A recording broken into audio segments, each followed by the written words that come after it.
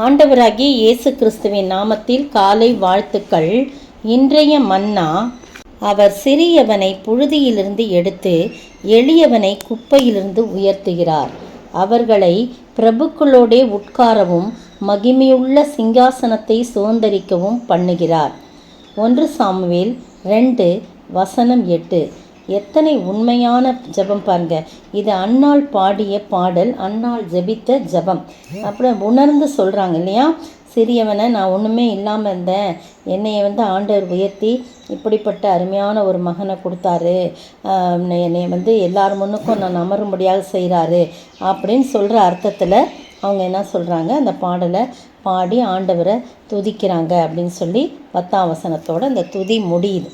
இதை படிக்கும்போது எனக்கு ஒரு ஞாபகம் வந்தது.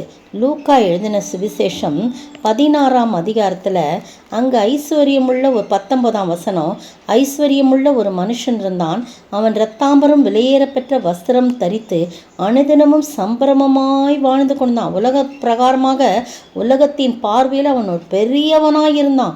ஆனால் லாசரு என்னும் பேர் கொண்ட ஒரு தரித்திரனும் இருந்தான்.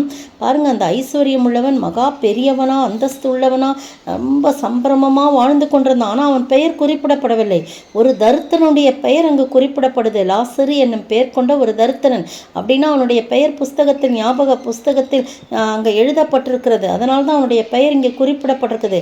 அவன் பருக்கள் நிறைந்தவனாய் அந்த ஐஸ்வர்யவானுடைய வாசல் அருகே கிடந்து அவனுடைய மேஜையிலிருந்து விழும் துணிக்கைகள் எல்லாம் பெருக்கி போடுவாங்க இல்லையா, அந்த துணிக்கைகளினாலே தன் பசியை ஆற்ற ஆசையாக இருந்தான். நாய்கள் அவன் பருக்களை நக்கிட்டு. அவ்வளோ ஒரு பயங்கரமான தரித்திரம். ஆனால் அந்த தரித்திரன் மரித்தவுடன் தேவதூதரால் ஆபிரகாமுடைய மடியில் கொண்டு போய் விடப்படுறான். ஐஸ்வர்யவானும் மரித்து அடக்கம் பண்ணப்பட்டான். ஆனால் அவன் பாதாளத்தில் வேதனைப்படுகிற போது தன் கண்களை ஏறெடுத்து தூரத்திலே ஆபிரகாமின் மடியிலே லாசருவையும் கண்டான். பார்த்தீங்களா, அடையாளம் கண்டு கொண்டான். எவ்வளோ ஒரு சிங்காசனம்! நம்ம வீட்டு வாசலில் பிச்சை கேட்டுக்கிட்டு இருந்தான், நம்ம போடுற துணிக்கைகளை தின்றுட்டு இருந்தான், நாய் அவன் பருக்கள் வைக்கிச்சு. ஆனால் இப்போ அவனுக்கு கிடைச்சதோ ஆசனம், சிங்காசனமாக இருக்குது, ஆபிரகாமின் மடியாக இருக்குன்னு சொல்லிட்டு என்ன கேட்குறான். அவ்வளோ தாகம், ஒன்றுமே பண்ண முடியல. லாசரு தன் விரலில் நுனியில் தண்ணீரில் தோய்த்து, நீர் எனக்கு இறங்கி, ஆபிரகாமின் கூப்பிட்றார், என் தகப்பனாகிய ஆபிரகாமே நீர் எனக்கு இறங்கி லாசரு தன் விரலின் நுனியில் தண்ணீரில் தோய்த்து என் நாவை குளிர பண்ணும்படி அவனை அனுப்ப வேண்டும். இந்த அக்கினி ஜுவாலையில் நான் வேதனைப்படுகிறேன்னு கூப்பிட்டான். நல்லா இருக்கும்போது, பெரியவனாக இருக்கும்போது, அந்தஸ்துள்ளனாக இருக்கும்போது வாசலில் இருக்கிற அவனை அவன் கவனிச்சிருந்தானா இன்றைக்கு இந்த நிலை வந்திருக்காது. இன்றைக்கு வேதனைப்படுகிறேனே என்று கூப்பிடுறார் பாருங்க. அதற்கு ஆபிரகாம், மகனே, இந்த பூமியில் உயிரோடு இருக்கும் காலத்தில் உன் நன்மைகளை அனுபவித்தான். நீ பெரிய ஆளாக இருந்த. லாசரும் அப்படியே தீமைகளை அனுபவித்தான். அதை நினைத்துக்கொள். இப்பொழுது அவன் தேற்றப்படுகிறான், நீயோ வேதனைப்படுகிறாய். இங்கிருந்து யாரும் வர முடியாது, அங்கிருந்து யாரும் இங்கே கடந்து வர முடியாது. உங்களுக்கும் எனக்கும் ஒரு பெரிய பிளவு வைக்கப்பட்டிருக்குன்னு சொல்கிறாங்க. அதுக்கு பிறகு அவன் சொன்னதெல்லாம் நமக்கு வேண்டியதில்லை. ஆனால் இதில் என்னன்னா, ஆபிரகாம் இந்த வசனம் பாருங்க, சிறியவனை புழுதியிலிருந்து எடுத்து எளியவனை குப்பையிலிருந்து உயர்த்துகிறார். அவர்களை பிரபுக்களோடே உட்காரவும் மகிமையுள்ள சிங்காசனத்தை சுதந்தரிக்கவும் பண்ணுகிறார். நீங்களும் நானும் ஆண்டவருடைய சமூகத்தில் நன்றாக இருக்கிற நிலையில் இருக்கும்போது தாழ்ந்தவர்களை நினைக்க வேண்டும், எளியவர்களை நினைக்க வேண்டும். அப்படி நினைக்கும் போது மட்டும்தான் நம்ம எப்போவுமே உயர்ந்த நிலையில் நம்மை ஆண்டவர் வைத்திருப்பார், நம்மை பெரியவர் ஆக்குவார், நம்மை ஆசீர்வதிப்பார்.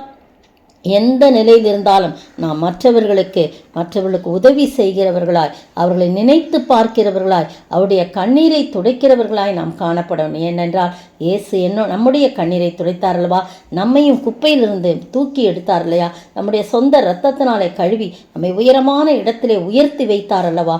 அந்த ஆண்டவரை நோக்கி பார்க்க வேண்டும். அந்த ஆண்டவருடைய எண்ணங்களை நாம் நிறைவேற்றும்படியாக நம்மை நாமே அர்ப்பணிப்போம், செபிப்போம். குப்பையினின்று தூக்கி எடுத்து கோபுரத்தில் என்னை வைத்தவரே, என்னையும் நீ நினைத்தவும் அன்பின் கரத்தினை கண்டு நன்றியுடன் பாடிடுவேன். ஆனந்தமாய் இன்பக்கானான் எய்கிடுவேன், தூய பிதாவின் மோகம் தரிசிப்பேன்.